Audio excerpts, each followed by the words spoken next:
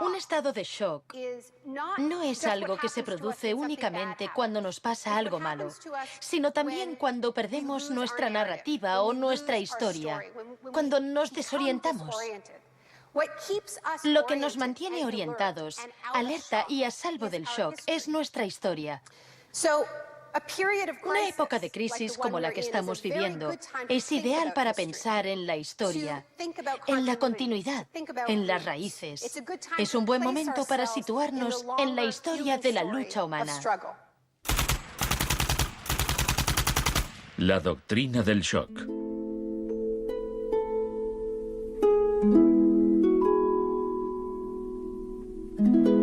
Todo empezó el 1 de junio de 1951, cuando representantes de agencias de inteligencia occidentales se reunieron en secreto con profesores universitarios en el Hotel Ritz-Carlton de Montreal. Como resultado de esta reunión, el ejército financió una investigación sobre el aislamiento sensorial en la Universidad de McGill. El aislamiento sensorial es una forma de producir una monotonía extrema. Provoca una reducción de la capacidad crítica, nubla la mente y el sujeto se queja de que ni siquiera puede fantasear. Y cuando un estudiante universitario no es capaz de fantasear, mal asunto. Mientras experimentábamos, empecé a creer que quizá algo que causara incomodidad o incluso dolor sería más tolerable que las condiciones de aislamiento que estudiábamos. Hebb decidió dejar de trabajar en la investigación. No tenía idea, cuando lo propuse, del arma tan terrible, tan potencialmente terrible que podía llegar a ser.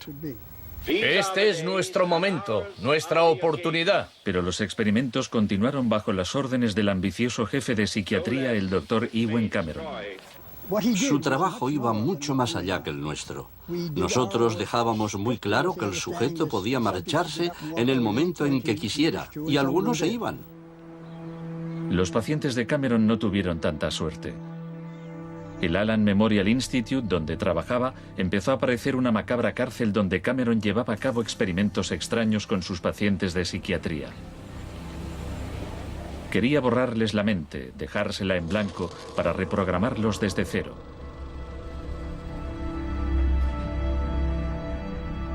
Janine Huart, una joven madre de 4 hijos, padecía una depresión posparto. Me entraban escalofríos cuando me decían: mañana te toca tratamiento de electrochoque. Me estremecía, me daba mucho miedo.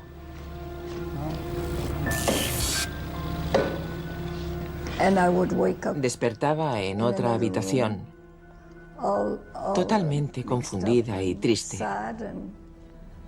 Y me quedaba muy afligida después.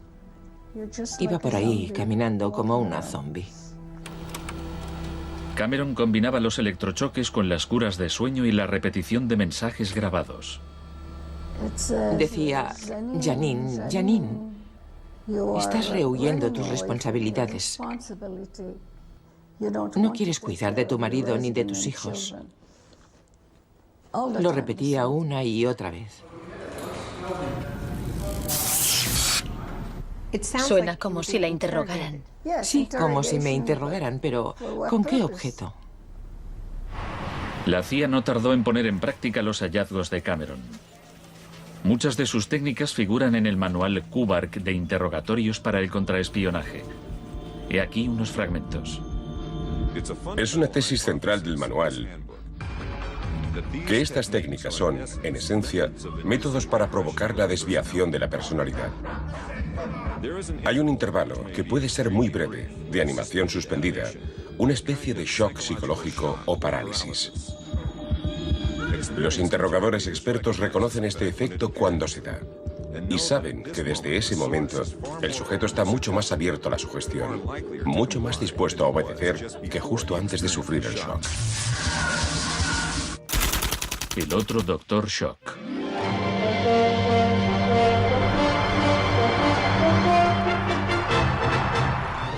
En la misma época en que Ewen Cameron realizaba sus experimentos en Montreal, un partidario de otro tipo de shock trabajaba no muy lejos de allí.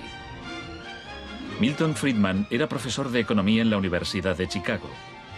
Creía que la terapia de shock económico impulsaría a las sociedades a aceptar un capitalismo más puro y desregulado. En octubre de 2008, durante la mayor crisis financiera desde 1929, Naomi Klein acudió a la Universidad de Chicago para hablar de Milton Friedman. Cuando Milton Friedman cumplió 90 años, la Casa Blanca de Bush organizó una celebración en su honor y todos pronunciaron discursos, incluido George Bush, pero el mejor fue el de Donald Rumsfeld. Mi cita favorita de ese discurso de Rumsfeld dice así: Milton es la encarnación de una realidad, la de que las ideas tienen consecuencias. La tesis que sostengo es que el caos económico que ahora mismo impera en Wall Street, en la América Media y en Washington, deriva de muchos factores, por supuesto, pero que entre ellos están las ideas de Milton Friedman. El crack de 1929 en Wall Street desencadenó la Gran Depresión de los años 30. En la base de las tesis de Friedman estaba su oposición a la política del New Deal anunciada por el presidente Franklin Roosevelt en su discurso de investidura. Nuestra prioridad es conseguir que la gente tenga trabajo. No es un problema insoluble si lo abordamos de forma inteligente y con valentía. Quiero expresar mi firme creencia de que no debemos temer a nada, excepto al miedo en sí. Influido por el economista John Maynard Keynes, Roosevelt puso en marcha un programa de empleo público para que la gente volviera a trabajar. Hoy la depresión no es más que un vago recuerdo. Millones de hombres y mujeres han encontrado trabajo y por consiguiente seguridad y esperanza. No fue tan sencillo. La depresión duró hasta la Segunda Guerra Mundial, pero después el Plan Marshall generalizó el modelo regulador e intervencionista de Keynes en Europa.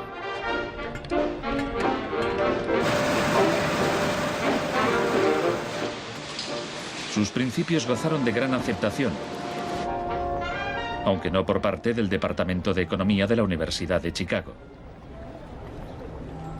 Milton Friedman, desde esta universidad, libró una guerra contra el New Deal. Friedman era miembro de un grupo llamado Sociedad Mont Pelerin, dirigida por el economista Friedrich von Hayek. Creían que si el gobierno dejaba de prestar servicios y de regular los mercados, los problemas de la economía se resolverían solos. En los 50 los consideraban bichos raros, pero en los últimos 30 años sus ideas se han convertido en la doctrina económica dominante. La tesis de la doctrina del shock es que nos han contado un cuento sobre cómo estas medidas radicales han triunfado en el mundo, que no se han propagado de la mano de la libertad y la democracia, sino que han requerido shocks, crisis y estados de emergencia. Milton Friedman entendía la utilidad de las crisis. Solo una crisis, real o percibida, produce auténticos cambios. Cuando esa crisis sobreviene, las medidas que se toman dependen de las ideas que flotan en el ambiente. Primera puesta a prueba, Chile. Fue en Chile donde los seguidores de Friedman aprendieron a explotar un shock o crisis a gran escala. Por lo general, los voceros del neoliberalismo, los publicistas oficiales, ni siquiera mencionan a Chile.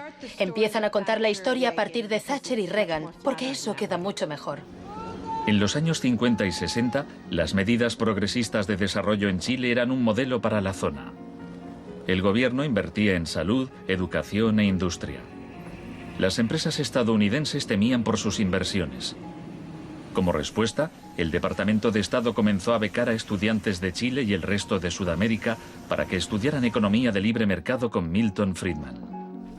La Universidad de Chicago tenía un convenio con la Universidad Católica de Chile que permitía a muchos chilenos venir a Chicago, donde les impartíamos formación y se doctoraban.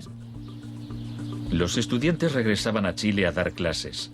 El Departamento de Economía de la Universidad Católica en Santiago se convirtió en una mini escuela de Chicago. Arnold Harberger, el economista que dirigía el programa, se describía como misionero totalmente entregado. En 1970, la Unidad Popular de Salvador Allende ganó las elecciones con un programa que proponía nacionalizar grandes sectores de la economía. La compañía de teléfonos pertenecía en su mayor parte a la empresa estadounidense ITT, que encabezó los intentos de evitar que Allende fuera presidente. Contaba con el apoyo de Richard Nixon en la Casa Blanca. Yo no estuve allí, pero puedo decirle lo que sabemos con certeza en la actualidad. Él encargó a la CIA que impidiera que Allende asumiese la presidencia e intentaron convencerme de que instigara al ejército chileno cuando Allende resultó elegido. A pesar de las maniobras de la CIA, Allende juró el cargo de presidente.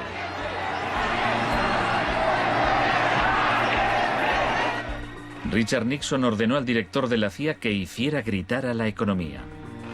El señor Nixon es presidente de Estados Unidos y yo soy presidente de Chile. Yo no tendré un término despectivo contra el señor Nixon mientras el señor Nixon respete al presidente de Chile. Comenzó a fraguarse un golpe militar. Los Chicago Boys chilenos se pusieron a trabajar en un programa económico de 500 páginas llamado El Ladrillo. Con dinero de Estados Unidos se hizo todo lo posible por desestabilizar la economía. Se declaró una huelga de camioneros que paralizó fábricas y tiendas. Hubo un golpe de Estado fallido el 29 de junio de 1973.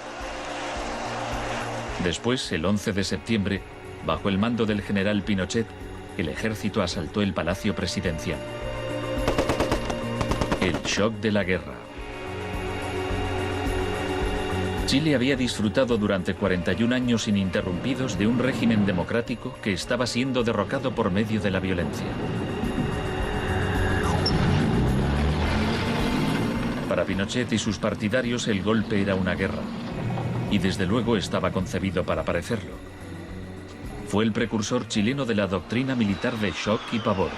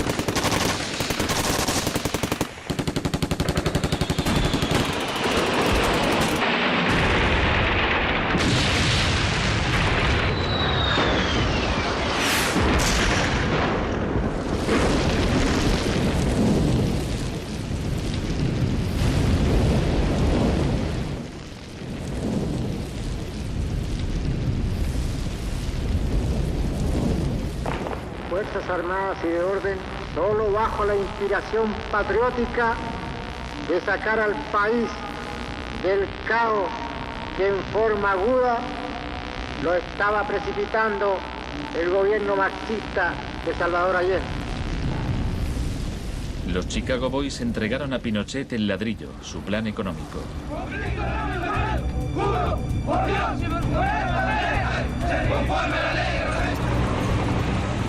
Los días siguientes, más de 13.000 opositores fueron detenidos y encarcelados.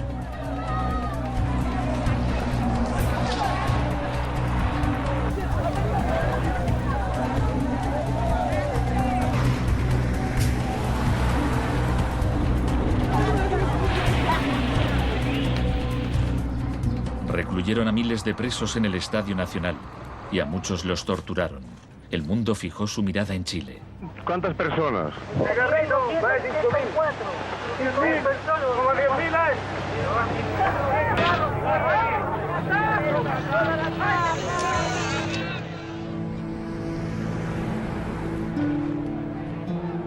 A principios de noviembre liberaron a 5.000 presos. A los 900 que quedaron los trasladaron a otros centros de detención.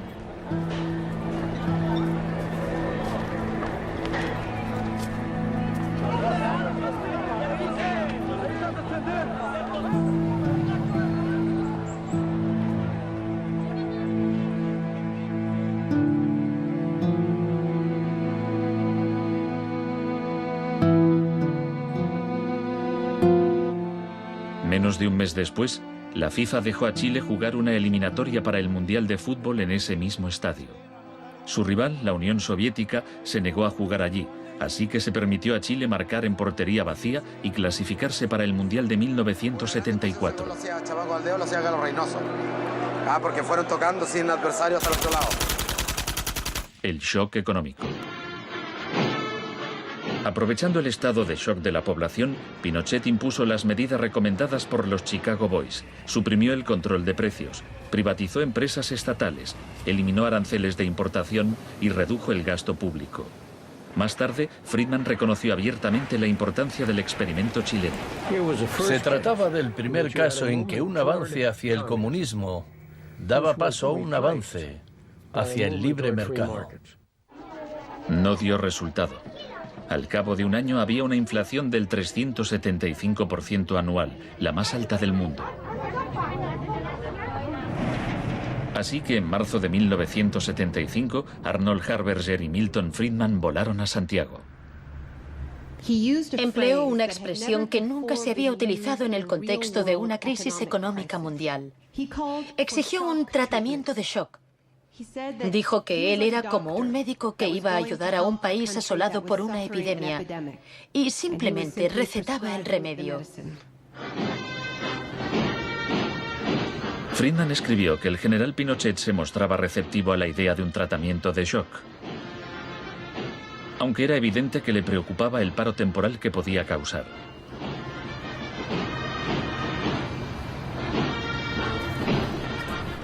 Pronto quedó claro que la política económica de Friedman favorecería a los ricos a costa de los pobres. Se calculaba que una familia que intentara subsistir con el salario mínimo tendría que gastar el 74% de sus ingresos en pan. Viajar en autobús o beber leche se había convertido en un lujo. Pinochet acabó con la distribución gratuita de leche en las escuelas, disposición similar a la polémica medida que había tomado la joven ministra de Educación británica que más tarde sería su amiga. ¿Me siento aquí? Gracias. Muchas gracias. Para poder imponer estas políticas económicas, había que sembrar el miedo hacia un enemigo. Tampoco creo yo que se haya triunfado totalmente sobre el marxismo. El marxismo es como un fantasma. Cuesta mucho tomarlo. Mejor dicho, no se puede tomar.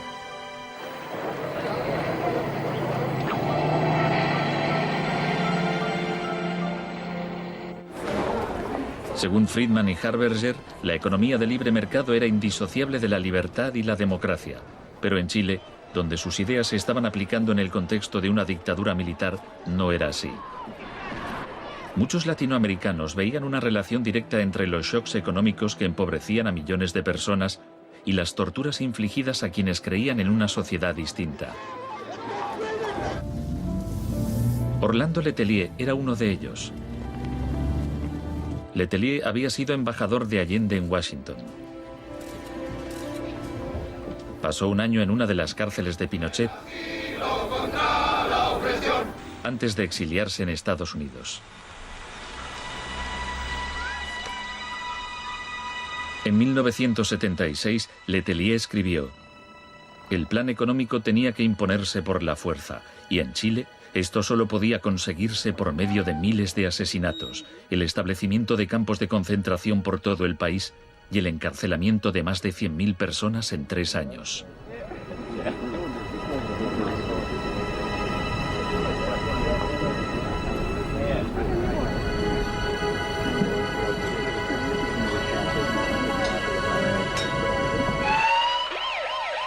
Antes de que pasara un mes, Letelier murió en un atentado con coche bomba. Buenas tardes. Una potente explosión ha destrozado un coche que circulaba por el normalmente tranquilo Embassy Road de Washington. El chileno era Orlando Letelier, ministro de Exteriores durante los últimos meses del régimen marxista del difunto Salvador Allende.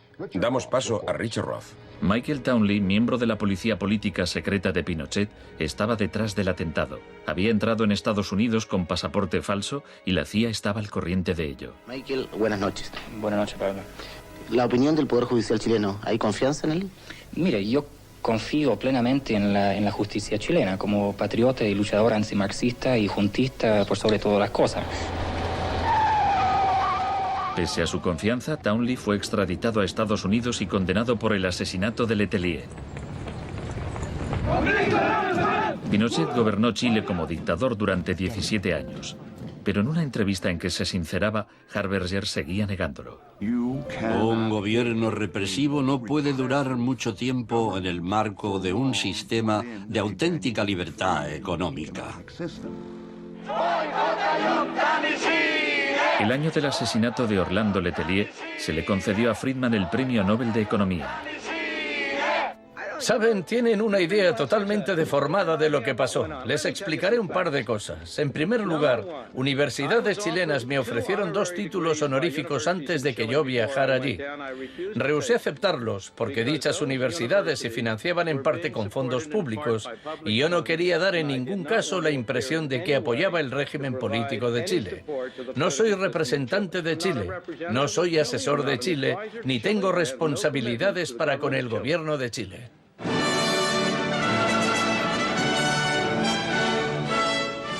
Y ahora le cedo la palabra al profesor Milton Friedman. Friedman, vete a casa. Friedman, vete a casa.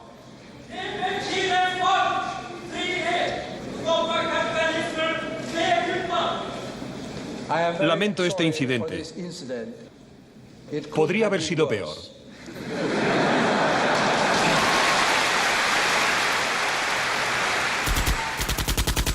La revolución se propaga. El propósito de la doctrina del shock es contar una historia alternativa de cómo esa oleada salvaje de capitalismo puro e incontrolado que estamos viviendo llegó a dominar el mundo.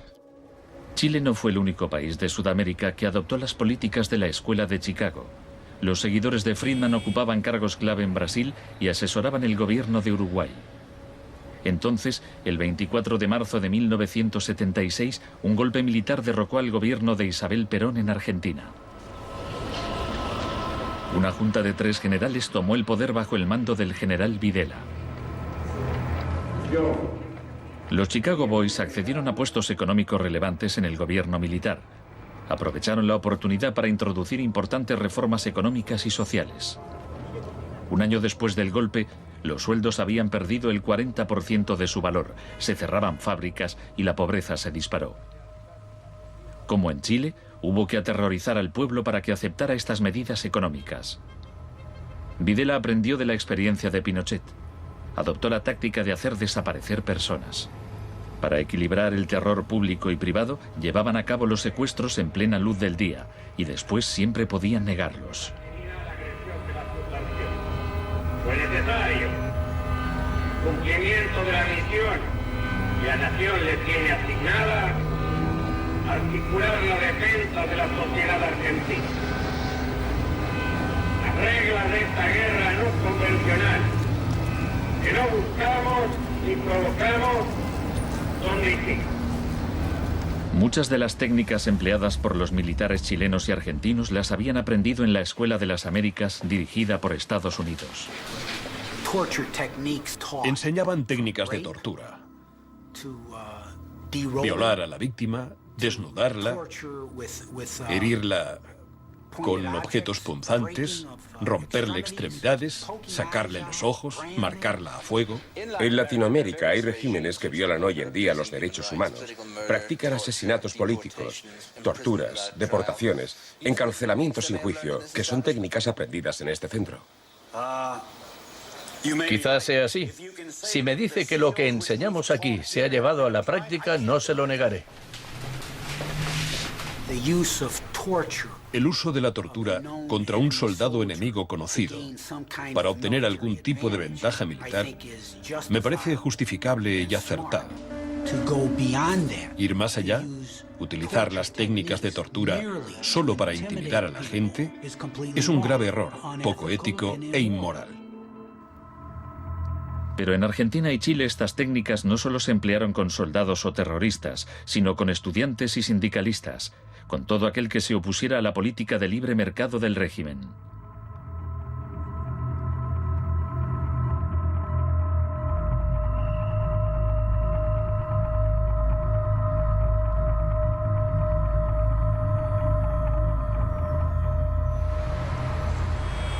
En 1978, la Junta de Argentina fue anfitriona del Mundial de Fútbol.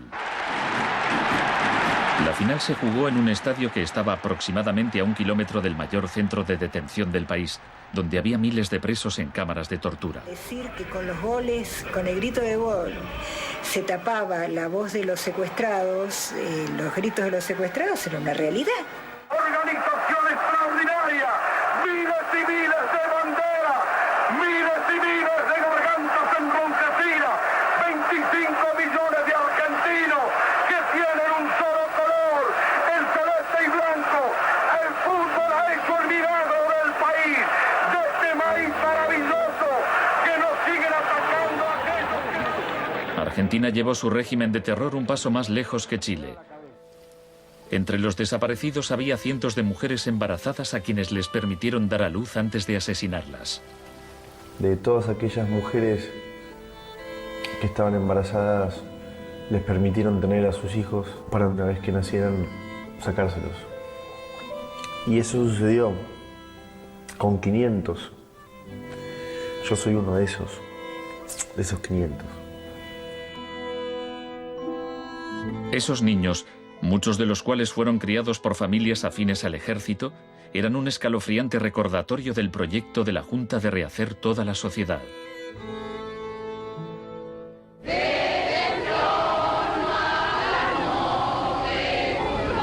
Cuando la Junta aún detentaba el poder, un grupo de madres y abuelas de desaparecidos empezaron a protestar en la Plaza de Mayo.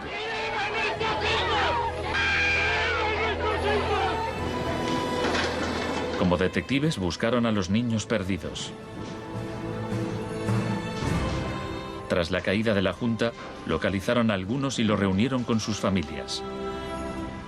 De vez en cuando encontraban restos. Por lo general, no encontraban nada. El general Videla fue declarado culpable de asesinato, secuestro y tortura. Señores jueces, nunca más.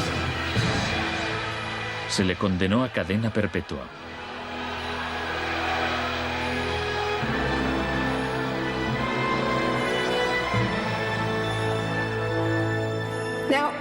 Estos primeros experimentos en Latinoamérica plantearon a Friedman y a sus acólitos un serio problema ideológico.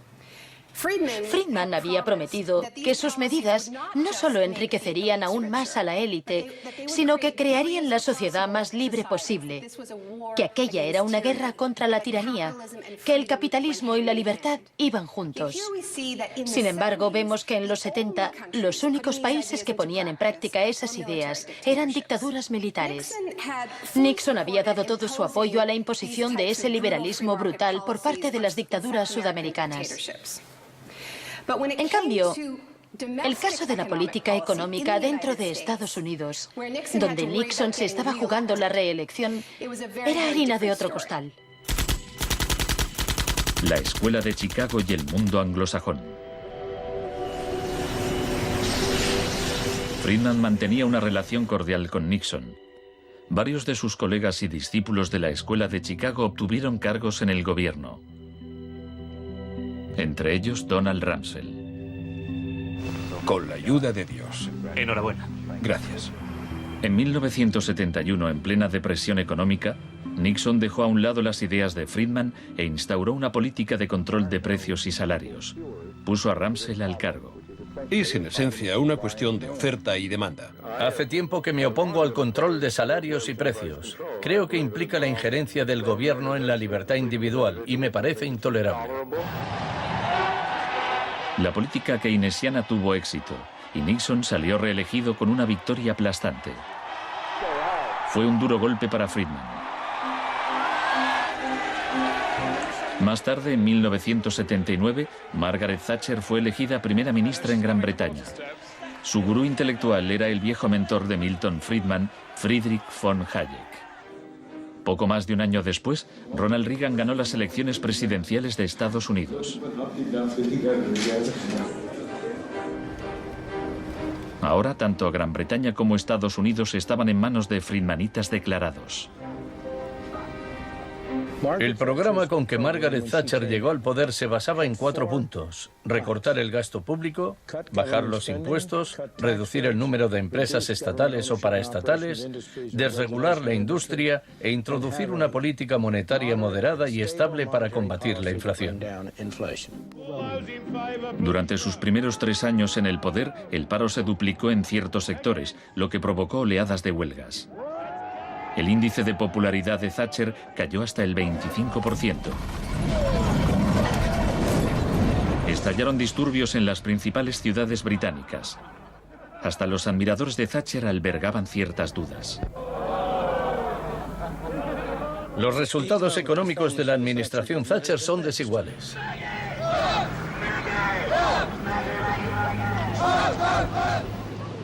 A quienes esperan ansiosos a que yo haga caso del eslogan favorito de los medios, dar vuelta atrás, solo puedo decirles una cosa: dad vuelta atrás vosotros si queréis. La dama no es partidaria de ello. Friedrich von Hayek instó a Thatcher a adoptar las políticas de shock económico de Pinochet. Ella replicó: en Gran Bretaña, con sus instituciones democráticas y su necesidad de un alto grado de consenso interno, algunas medidas tomadas en Chile son del todo inaceptables. La enorme impopularidad de Thatcher demostraba una vez más que el fundamentalismo del libre mercado era demasiado impopular y perjudicaba directamente a demasiada gente como para sobrevivir en un sistema democrático que requería el consentimiento de los gobernados, a diferencia de una dictadura militar. Lo que sacó a Thatcher del abismo y salvó finalmente el proyecto fue una crisis, la crisis suprema, de hecho, una guerra. Estamos aquí porque, por primera vez en muchos años, un territorio de soberanía británica ha sido invadido por un país extranjero. El gobierno ha decidido que un importante destacamento zarpe en cuanto se hayan ultimado todos los preparativos. El acorazado Invincible irá en cabeza. La mayoría de los británicos ni siquiera había oído hablar de las Malvinas, pero cuando Argentina invadió el pequeño archipiélago a miles de kilómetros de distancia, en el Atlántico Sur, Thatcher aprovechó la ocasión para hacer honor al apodo Dama de Hierro. Caballeros, me dicen que la bandera blanca ondea sobre Stanley. La guerra terminó menos de 3 meses después. Cuando las tropas regresaron al Reino Unido, las celebraciones patrióticas inundaron el país. Thatcher ganó las elecciones de 1983 por amplia mayoría. Esto le permitiría aplicar una forma de terapia de shock económico como la impuesta en Chile.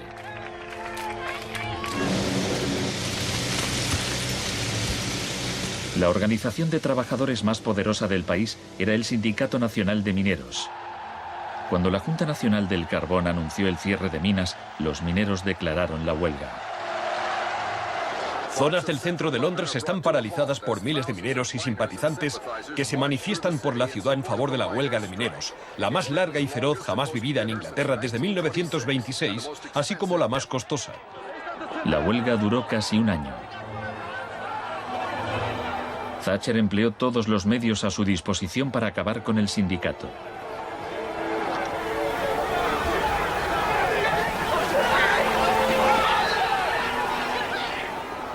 Al final, los mineros fueron derrotados. Thatcher aprovechó esta victoria para implantar la revolución de la Escuela de Chicago en su país. Una serie de anuncios vistosos promocionaba un programa de privatizaciones masivas. Thatcher vendió la industria del acero, el agua, la electricidad, el gas, el teléfono, aerolíneas, el petróleo. Privatizó las viviendas públicas, salieron a concurso los servicios municipales. En 1986 se desregularon los servicios financieros y la banca. Se le llamó el Big Bang. No hace falta que le recuerde a ninguno de los presentes que el Big Bang es solo el principio. En el Reino Unido, antes de Thatcher, un gerente general ganaba 10 veces más que el empleado medio. En 2007 ganaba más de 100 veces más.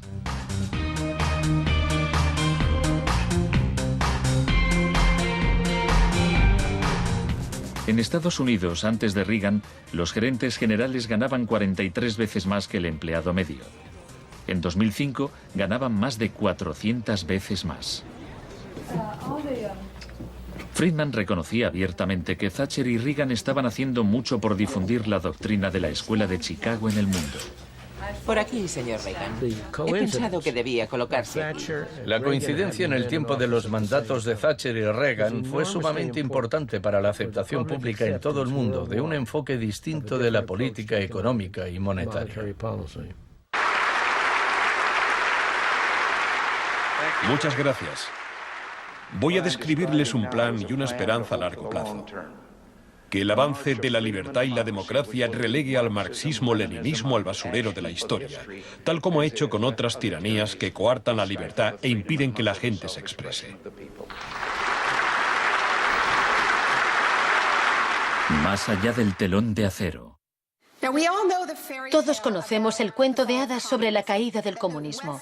Occidente, con Reagan y Thatcher al mando, parecía tan próspero a los ojos de la gente del bloque comunista que ésta a su vez empezó a exigir medidas radicales de libre mercado. En realidad no sucedió así. Es cierto que quienes vivían oprimidos por el autoritarismo comunista querían la democracia de verdad y que querían poder ir a comprar tejanos y a comer Big Macs. Eso es cierto. Pero eso no significa que aspiraran al capitalismo salvaje con oligarcas descontrolados y sin protecciones sociales, que acabó por instaurarse en tantos países del bloque del Este que aún lo padecen hoy en día. Thatcher había hecho lo posible por socavar el poder de los sindicatos en el Reino Unido, pero en 1988 viajó a Polonia para ofrecerle su apoyo al sindicato Solidaridad. Se trata del proceso para pasar de donde están ahora a donde quieren estar. Como consecuencia de las huelgas en Polonia, se permitió a Solidaridad participar en las elecciones de junio de 1989, lo que a su vez desencadenó oleadas de manifestaciones en toda Europa del Este.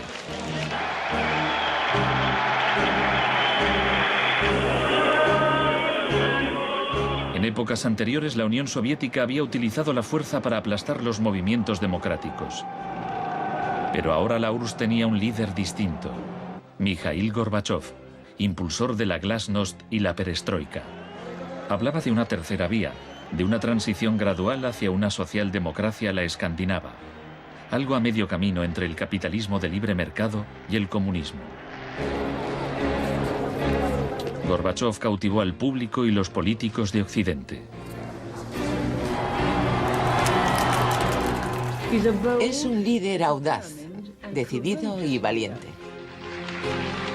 Ante la mirada de Gorbachov, los viejos regímenes comunistas se desmoronaron uno a uno.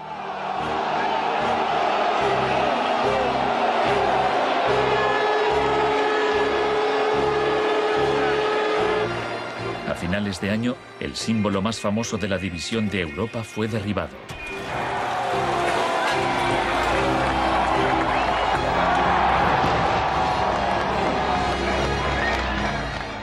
Para Friedman y los Chicago Boys, se abrieron las puertas de todo un mundo nuevo.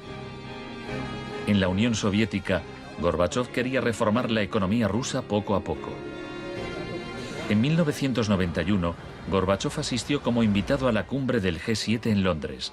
Esperaba obtener apoyo financiero para sus reformas económicas graduales. Sin embargo, le dijeron que o aceptaba la terapia de shock radical o no le concederían ayudas. ¿Qué tal, señor presidente?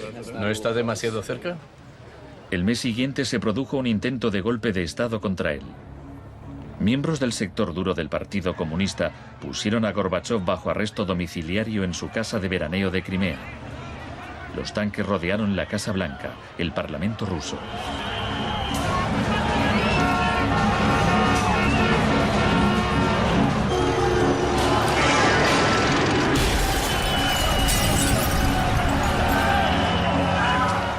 En En el caos de los enfrentamientos callejeros, era evidente que, para reforzar su posición, el sector duro debía recurrir a la violencia.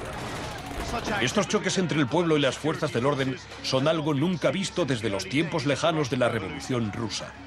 Hoy, cuando amanecía sobre un mar de escombros, empezaba a quedar claro que el golpe se estaba desmoronando. El edificio del Parlamento ruso estaba a salvo. El ejército no había intervenido. Y en el interior, Yeltsin tenía más poder que nunca.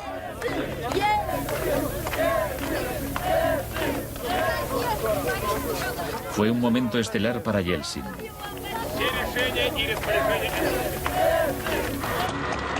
Gorbachov fue puesto en libertad y regresó a Moscú, pero había perdido buena parte del poder. Aplaudo los elevados principios del pueblo ruso y también los del presidente Boris Yeltsin. En diciembre de 1991 se disolvió la Unión Soviética, un shock profundo para el pueblo ruso. Yeltsin se hizo cargo entonces de la política económica de la Federación Rusa. El libre mercado llegó a Rusia y con él el caos. La adopción de las doctrinas de la Escuela de Chicago por parte de Rusia marcó el principio de un nuevo capítulo en la cruzada por el libre mercado. Fue shock en estado puro, sin nada de terapia. Pese a los intentos oficiales por promover el capitalismo popular, lo cierto es que un puñado de empresarios amasó grandes fortunas. Se vendieron empresas estatales a precio de saldo. La prensa rusa apodó a los asesores de Yeltsin los Chicago Boys.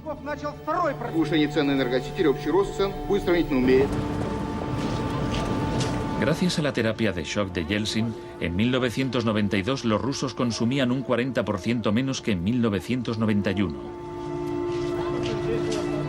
Un tercio de la población había caído en la pobreza y la gente tardaba meses en cobrar su sueldo.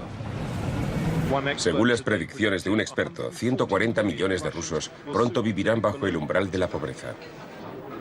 La corrupción era generalizada y el crimen organizado se disparó. Moscú se convirtió en el nuevo salvaje oeste.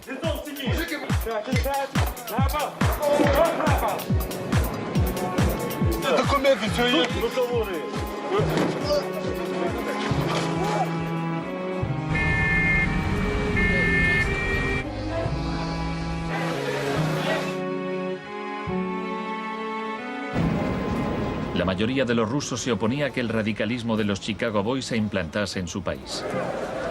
En marzo de 1993, el Parlamento tomó una decisión crucial. Votó a favor de retirarle a Yeltsin los poderes especiales que le había otorgado. Yeltsin instauró un régimen especial. El Tribunal Constitucional lo declaró ilegal.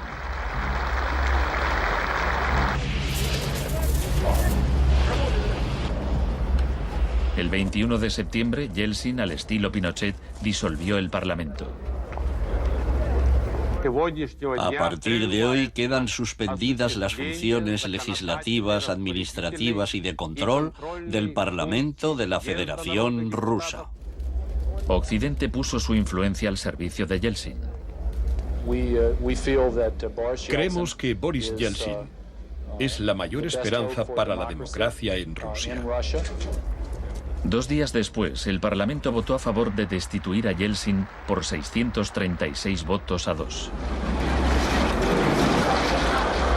Miles de partidarios del Parlamento se congregaron frente a la Casa Blanca e intentaron tomar la televisión.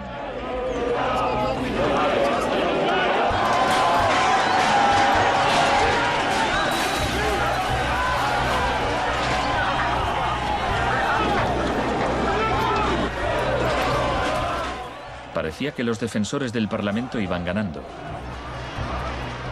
Yeltsin voló de regreso a Moscú de su casa vacacional. Esa noche, 100 manifestantes murieron en los enfrentamientos con las fuerzas de Yeltsin.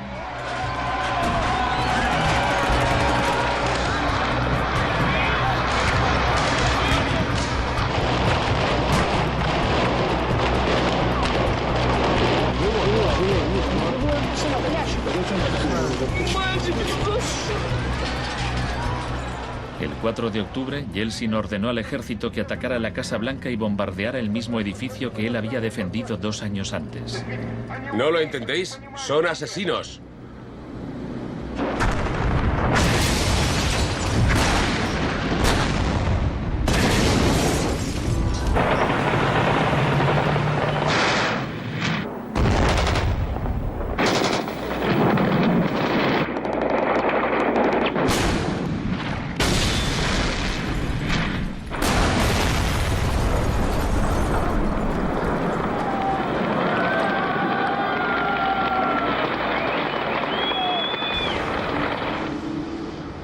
Warren Christopher, el secretario de Estado norteamericano, dijo: Estados Unidos no suele apoyar la suspensión de parlamentos, pero corren tiempos excepcionales.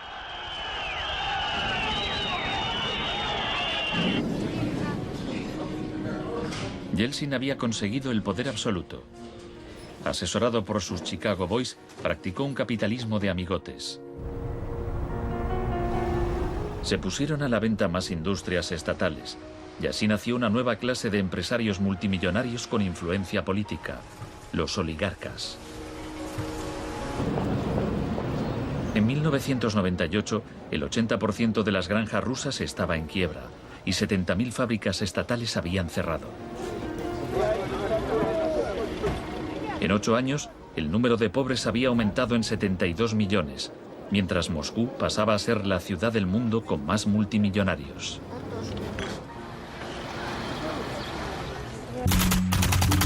Un nuevo enemigo.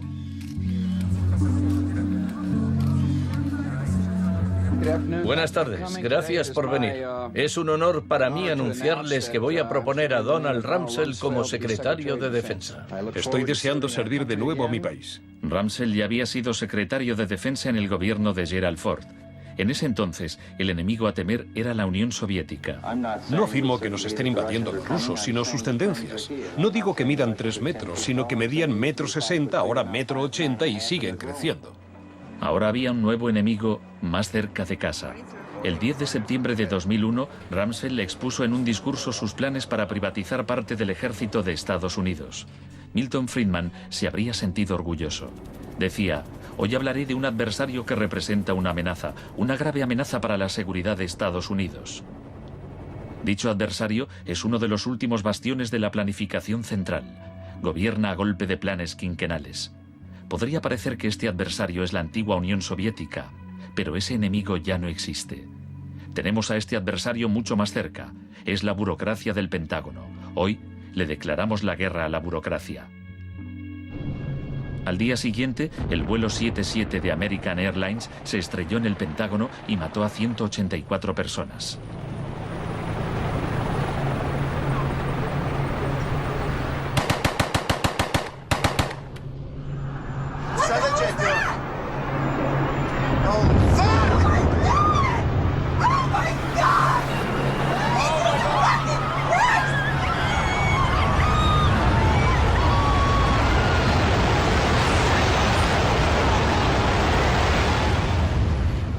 Piensen en la sensación de la gente tras los atentados. ¿Quién es esa gente? ¿De dónde son? ¿Por qué nos odian? Se produjo una rotura de esquemas colectiva. No vivíamos en el mundo en que creíamos vivir. Y nuestros líderes no dejaban de repetir que todo aquello que creíamos entender antes del atentado ya no era vigente.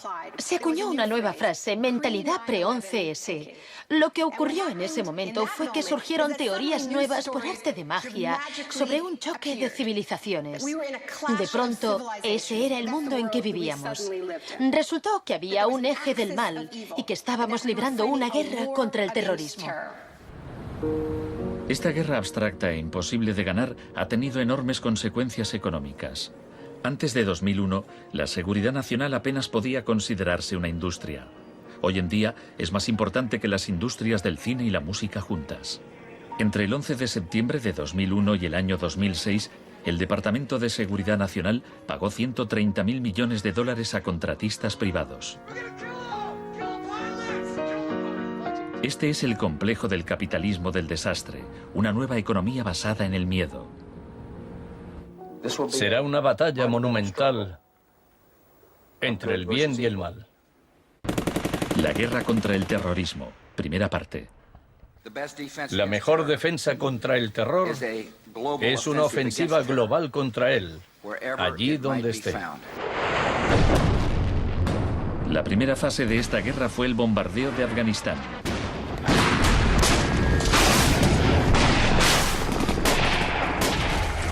El gobierno talibán fue derrocado rápidamente. La posguerra resultó más complicada.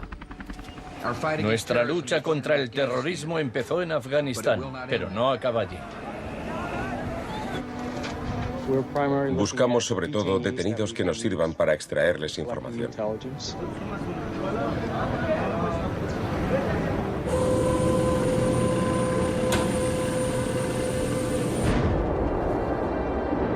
En Guantánamo, las fuerzas estadounidenses pusieron en práctica por primera vez las técnicas del manual Kubark de forma explícita y pública. Oficialmente aprobadas por la Casa Blanca, fueron mostradas abiertamente por televisión en todo el mundo. El aislamiento, tanto físico como psicológico, debe mantenerse desde el instante de la captura. La capacidad de resistir se ve reducida por la desorientación. Los presos deben guardar silencio en todo momento y jamás se les debe permitir hablar entre sí. 3 de los presos, Asif Iqbal, Rual Ahmed y Shafiq Rasul, eran de Tipton, Inglaterra. Pasaron más de 2 años en Guantánamo antes de que los liberasen sin cargos. No te dejaban hablar con nadie, ni hacer nada, ni estar de pie. Te obligaban a pasarte todo el rato ahí sentado. Yo pensaba, ¿qué demonios está pasando? ¿Dónde estoy? ¿Pasaremos aquí el resto de nuestra vida? ¿Podremos regresar a casa, volver a ver a nuestra familia? De los 779 presos retenidos en la bahía de Guantánamo, solo 3 han sido condenados por algún delito.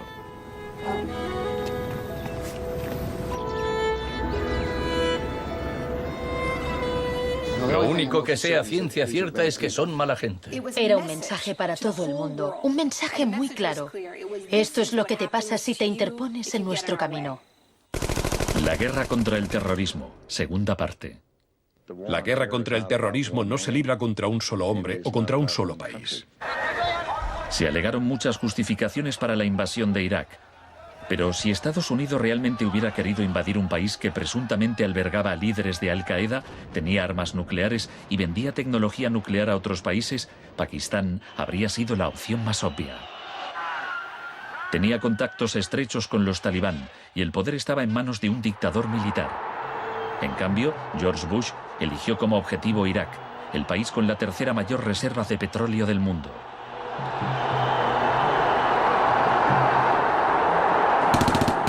La guerra como tortura de masas. Los planes de guerra del Departamento de Defensa no son como los de la Guerra del Golfo. Están más en la línea de la invasión de Panamá de 1989. Según ha podido saber la CBS, se iniciará en el llamado Día con A de ataques aéreos, ataques tan devastadores que hará que los soldados de Saddam no puedan ni quieran oponer resistencia. La idea es que el bombardeo sea tan intenso que produzca, en palabras textuales, shock y pavor. Si el Pentágono se ciña a su plan de guerra actual, en un día de marzo, la aviación y la Armada lanzarán entre 300 y 400 misiles de crucero contra objetivos en Irak, más que en los 40 días que duró la primera guerra del Golfo. Será un ataque de una magnitud nunca antes vista, nunca antes prevista. Harlan Ullman es uno de los artífices del concepto shock y pavor, que consiste en lanzar un gran número de bombas guiadas de precisión.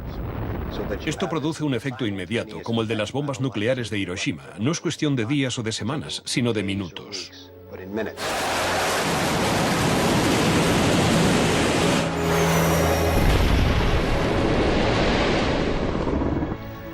Además, paralizas la ciudad, es decir, la dejas sin energía ni agua y lanzas una campaña implacable de desgaste, de modo que al cabo de 2, 3, 4 o 5 días, ellos quedan agotados física, emocional y psicológicamente. Anoche una zona de 1 milla cuadrada del centro de Bagdad parecía el infierno en la tierra. Durante la primera oleada de bombardeos, los ciudadanos de Bagdad sufrieron una versión del aislamiento sensorial descrito en el manual Kubark. En el caos que siguió a la caída de Saddam Hussein, Estados Unidos hizo poco por impedir los saqueos. Algunos cargos del gobierno incluso los consideraban un punto de partida para desmantelar el Estado iraquí.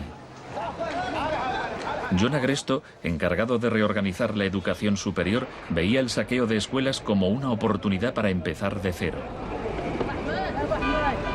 De hecho, antes de las sanciones, Irak tenía el mejor sistema educativo de la región y una tasa de alfabetización del 89%.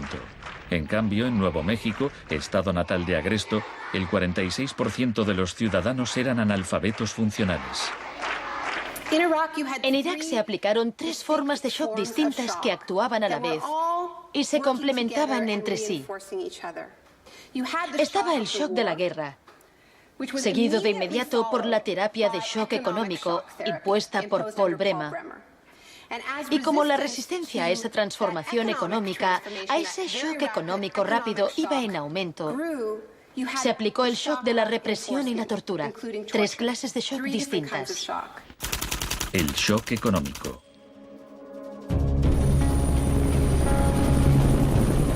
En mayo de 2003, Paul Bremer fue nombrado enviado presidencial de Estados Unidos a Irak. 2 semanas después de su llegada, declaró el país listo para los negocios. Creemos que la coalición cuenta con una autoridad lo bastante amplia para decidir el rumbo de la economía iraquí.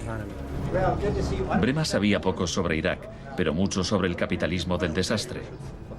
Había fundado la Crisis Consulting Practice en los inicios del boom de la seguridad nacional. Hoy es un día muy importante en Bagdad. Bremer dedicó los primeros 4 meses a aprobar medidas clásicas de la Escuela de Chicago. Rumsfeld aseguraba que Irak tenía unas de las leyes fiscales y de inversión más avanzadas y atractivas del mundo libre. Una de las primeras disposiciones de Bremer fue despedir a 500.000 empleados públicos. Se trataba en parte de un acto de desbaacificación, pero reducir el gobierno era también algo muy friedmanita. Se prometieron fondos para la reconstrucción. Nuestra inversión en el futuro de Afganistán e Irak es el mayor compromiso de estas características desde el Plan Marshall. En realidad, era justo lo contrario. Mientras que el fin del Plan Marshall era impulsar la industria europea, la ayuda a Irak se invirtió en empresas de Estados Unidos. Los pocos iraquíes que consiguieron empleo estaban al final de una serie de subcontratistas. Creative Associates se hizo con contratos por valor de $100 millones para esbozar el programa de estudios e imprimir libros de texto para el sistema educativo. La consultora en gestión y tecnología Bearing Point obtuvo contratos por valor de $240 millones para implantar un sistema de libre mercado en Irak. RTI, con sede en Carolina del Norte, logró contratos por $466 millones para asesorar sobre la instauración de la democracia en Irak. Y a Halliburton se le adjudicaron contratos de coste más incentivos por $20.000 millones. Parsons recibió $186 millones para construir 142 clínicas sanitarias. Solo se terminaron 6. El suministro básico de electricidad y agua apenas mejoró, pese a los miles de millones que se gastaron durante los primeros 4 años. Vamos a triunfar aquí y cuando lo consigamos habremos hecho algo importante, no solo para 25 millones de iraquíes, sino para favorecer los intereses occidentales en la región. Hasta los nuevos billetes iraquíes se imprimían en el extranjero. Les mostraré un ejemplo de estos billetes. Estados Unidos incluso llegó a pagar a empresas privadas para que supervisaran a las empresas privadas que habían logrado contratos.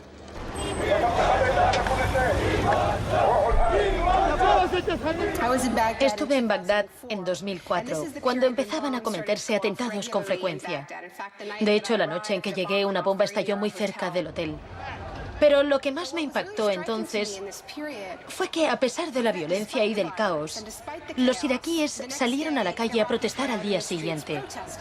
19 muertos y 100 heridos en Nayaf. Lo que pedían en esa época era elecciones, tener voz y voto en el desarrollo de la era post-Saddam.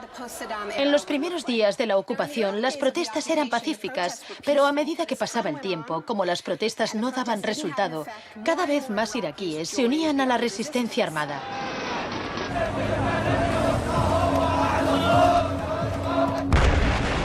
La violencia se descontroló.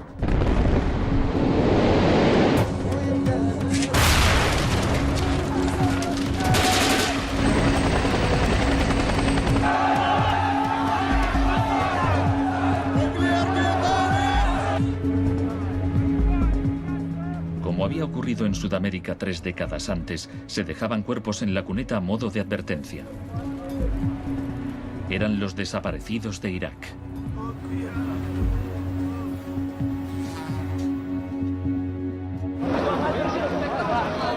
Se tomaron medidas extremadamente agresivas para aplastar a la oposición. El shock de la represión.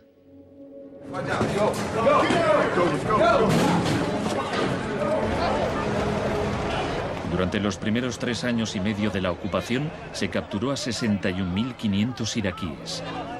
En la primavera de 2007, 19.000 seguían detenidos.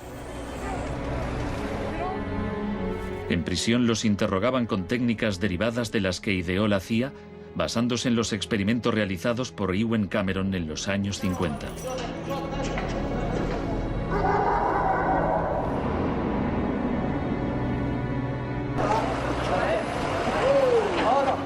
Según la Cruz Roja, altos cargos del ejército estadounidense admitieron que entre el 70 y el 90% de las detenciones en Irak fueron errores.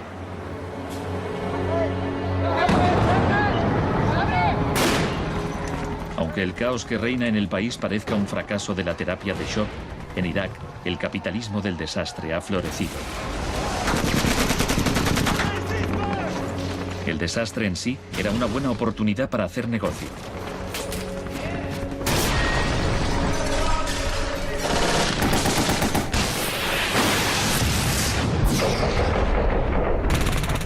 El negocio de la guerra.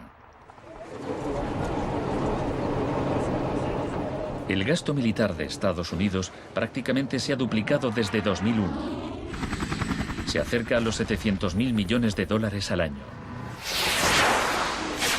Ya en 1961, el presidente Eisenhower, que no era precisamente de izquierdas, advirtió del peligro de un ejército demasiado poderoso. La conjunción de una estructura militar inmensa y de una gran industria de armamento es algo nuevo en la historia de Estados Unidos. Debemos precavernos contra una adquisición de influencia injustificada, deliberada o no, por parte del complejo industrial militar. No debemos permitir jamás que esa combinación suponga un riesgo para nuestras libertades o nuestros procesos democráticos. La guerra de Irak ha sido el conflicto más privatizado de la historia contemporánea. La zona verde de Bagdad es una versión extrema de lo que está pasando en todo el mundo.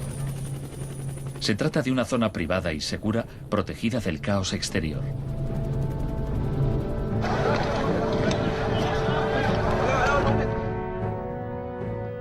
En 1991, durante la Primera Guerra del Golfo, por cada 100 soldados había un contratista militar. En 2003, cuando empezó la guerra de Irak, por cada 100 soldados había 10 contratistas. En 2006, por cada 100 soldados había 33 contratistas. Un año después, por cada 100 soldados había 70 contratistas. En julio de 2007 había más contratistas que soldados en Irak. Esto iba incluso más lejos de lo que Milton Friedman se había atrevido a soñar. Lo único que no privatizaría son las Fuerzas Armadas, los tribunales y algunas carreteras y autopistas. Una de las empresas contratadas más relevantes era Blackwater USA. Durante la batalla de abril de 2004 en Nayaf, Blackwater asumió el mando de los marines estadounidenses. Docenas de iraquíes murieron durante la operación. Estados Unidos había blindado las empresas privadas contra las leyes iraquíes, por lo que éstas funcionaban en un vacío legal, un poco como Guantánamo. Le pregunté al secretario de Defensa hace un par de meses bajo qué se rige. El señor Rumsfeld... Iba a preguntárselo yo. Siga.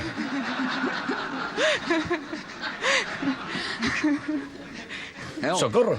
Iba...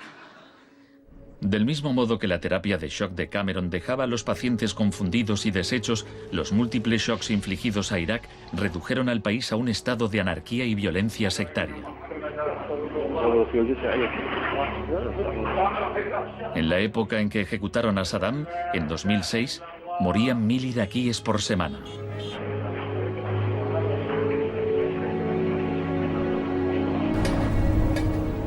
En abril de 2007, la Agencia de la ONU para los Refugiados calculaba que 4 millones de personas habían tenido que abandonar su hogar.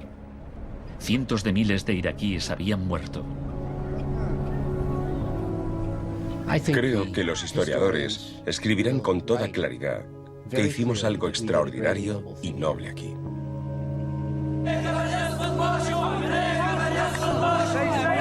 Esta es una manifestación contra el terrorismo americano. Los americanos arrestan y matan a mujeres y niños, insultan a los ancianos y matan a los jóvenes. América es terrorismo, América es terrorismo.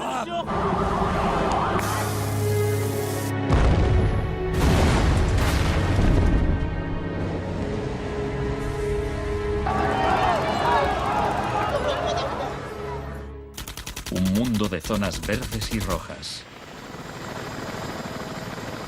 Cuando el huracán Katrina llegó a Nueva Orleans en agosto de 2005, el mundo presenció horrorizado una especie de apartheid del desastre. Quienes tenían recursos se marcharon de la ciudad, mientras decenas de miles de desfavorecidos tuvieron que quedarse prácticamente sin ayuda del Estado. Fui a Nueva Orleans cuando la ciudad todavía estaba inundada y descubrí que lo que había visto en Irak se repetía, no en un período de posguerra, sino después de un terrible desastre natural. Milton Friedman murió en 2006. La última recomendación que hizo sobre política oficial aparece en un artículo que publicó en el Wall Street Journal 3 meses después del Katrina. Dice, la mayor parte de las escuelas de Nueva Orleans están en ruinas y también las casas de los alumnos. Los niños se han dispersado por todo el país. Es una tragedia y también una oportunidad para introducir reformas radicales en el sistema educativo. Proponía privatizar completamente los colegios de la ciudad. Era su canto del cisne.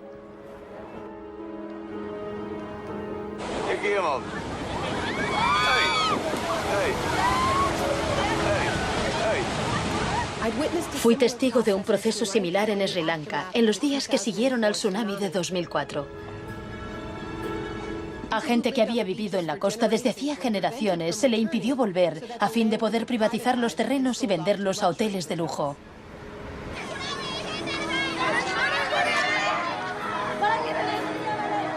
Justo a esto me refiero con la expresión doctrina del shock, al saqueo sistemático del sector público después de un desastre, cuando la gente está demasiado ocupada haciendo frente a la emergencia, a sus problemas diarios, para proteger sus intereses.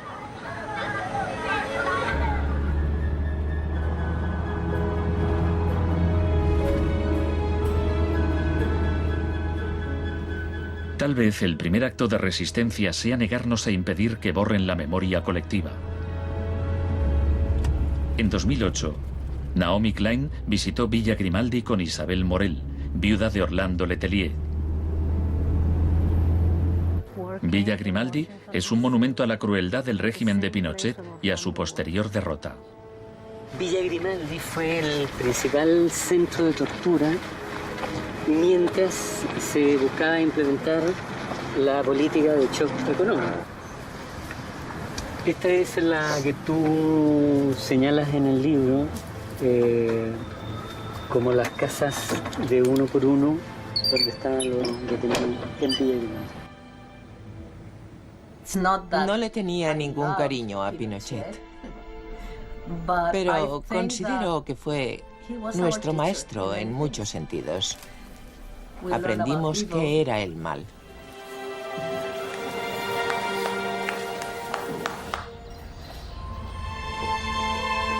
En 1988, Pinochet fue detenido cuando se encontraba en Londres. Su vieja aliada, Margaret Thatcher, permaneció a su lado. Sé lo mucho que le debemos.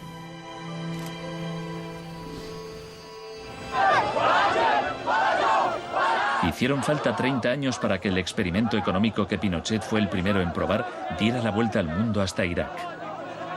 Aún así, las similitudes entre pasado y presente son asombrosas. Entre los campos de concentración de Pinochet y el centro de detención de Bush en Guantánamo. Entre los desaparecidos de Chile y los de Irak. Entre los experimentos de Ewen Cameron y las torturas infligidas a los presos de Abu Ghraib. Ha llegado nuestro momento, nuestra ocasión. Borró todo el pasado. Por eso aplicaba electrochoques. Borraba el pasado del paciente e implantaba ideas nuevas. Pero Janine resistió. En 1988, la CIA accedió a indemnizar a Janine y a otras víctimas de los experimentos de Ewen Cameron. Janine, ¿estás orgullosa de que, aunque intentaron hundirte, tú has luchado con todas tus fuerzas y has vencido? En cierto modo, sí. En cierto modo. Porque creo que todavía me queda una pizca de fuerza de voluntad. Es muy difícil luchar contra un gobierno. La gente me decía: Janine, no puedes luchar contra el gobierno, no te das cuenta, son muy poderosos. Pero yo tenía fe en que ganaría. El fin de una era. Los mercados no regulados son volátiles por naturaleza. Las burbujas se inflan y al final estallan inevitablemente. Tras la desregulación del Big Bang, en los 80, se han producido varios shocks económicos. En 1987 hubo un lunes negro. Los mercados se desplomaron de forma espectacular. Fue el mayor derrumbe porcentual ocurrido en un mismo día en la historia de la bolsa. En 1992 hubo un miércoles negro cuando los especuladores de divisas hicieron fortunas apostando contra la libra. En 1997 estalló la crisis asiática. En un año, 600.000 millones de dólares se perdieron en las bolsas de Asia.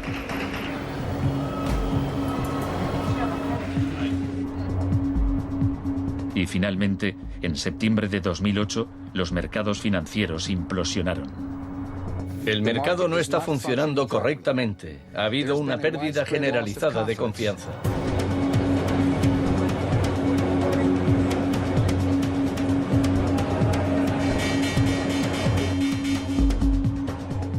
El 15 de septiembre, Lehman Brothers se acogió al capítulo 11 de la ley de quiebras.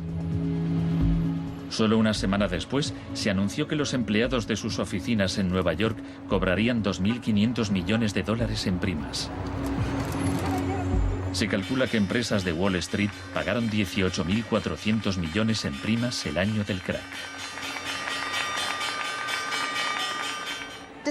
Pese al torrente de retórica populista de quienes dicen plantar cara a los peces gordos y defender a los ciudadanos sencillos y no a Wall Street, nos encontramos ante una transferencia de riqueza de proporciones incalculables. Se está transfiriendo riqueza del sector público, de las manos del gobierno, que la ha recaudado de la gente de a pie en forma de impuestos, a manos de las empresas y los individuos más ricos del mundo. Huelga decir que son los mismos individuos y empresas responsables de la crisis. Nos encontramos en medio de un tsunami crediticio imprevisible. He encontrado un fallo cuyo alcance y duración ignoro, pero es algo que me tiene muy inquieto. En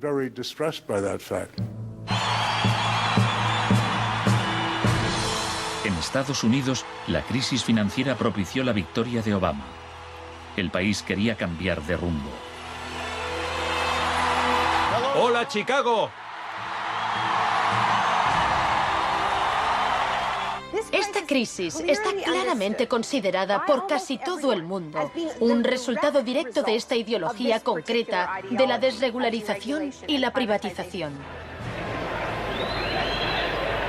La magnitud de la crisis abre una puerta a la esperanza. La doctrina del shock, como estrategia, solo funciona si no sabemos que existe. Lo que me parece más esperanzador de la crisis económica actual es que esta táctica se está desgastando, pues el factor sorpresa ha desaparecido. Los tenemos calados y ya no nos engañan. Nos estamos volviendo a prueba de shocks. La última vez que el mundo sufrió una crisis financiera tan grave como esta, la gente abrazó las medidas keynesianas del New Deal. Quiero expresar mi firme creencia de que no debemos temer a nada, excepto el miedo mismo. Más de 1 millón de personas se desplazó a Washington para asistir al discurso de investidura de Obama. Muchos periodistas lo compararon con Franklin Roosevelt. Últimamente se han trazado muchos paralelismos entre Obama y Franklin Delano Roosevelt. Así que hablaré un poco de este último. Les contaré una anécdota estupenda que podría ser inventada sobre cuando lo visitaban representantes de sindicatos u organizaciones progresistas y le proponían medidas nuevas y avanzadas para que las incluyese en el New Deal. Él los escuchaba con atención y al final decía: ahora salid ahí fuera y obligadme a hacerlo. Y ellos así lo hacían. En 1937, año clave para el New Deal, ¿saben cuántas huelgas se declararon en Estados Unidos? 4.740 huelgas que duraban un promedio de 20 días. ¿Saben cuántas huelgas hubo en 2007? 2. 21. En fin, la otra razón para recordar esta historia de la lucha social es que nos dice algo muy importante, algo que debemos recordar en estos momentos en que nos jugamos tanto. Nos enseña que si queremos políticas contra la crisis que hagan de este mundo un sitio más sano, justo y pacífico, tendremos que salir ahí fuera y obligarlos. Gracias.